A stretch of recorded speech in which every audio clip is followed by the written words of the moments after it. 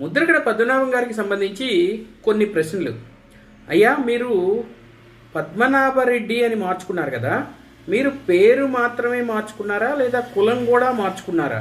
ఎందుకంటే జనరల్గా మన చట్టాల ప్రకారం కులాన్ని ఇష్టం వచ్చినట్టు మార్చేసుకునే అవకాశం అయితే డెఫినెట్గా లేదు. ఎందుకంటే మన తల్లిదండ్రుల కులము, ముఖ్యంగా తండ్రి కులం మనకు వస్తుంది అన్నది ఇప్పటి వరకు మనం ఫాలో అవుతున్నాం. సో మీరు కులం మార్చుకునే అవకాశం లేదు కాబట్టి కేవలం పేరు మాత్రమే మార్చుకుని ఉండాలి. అయితే ఈ పేరు మార్చుకునే క్రమంలో మీరు పద్మనాభం బదులు పద్మనాభ రెడ్డి అని మాత్రమే ఎందుకు ఎంచుకున్నారు? అంటే రెడ్డి కులం అంటే మీకు అంత అభిమానమా?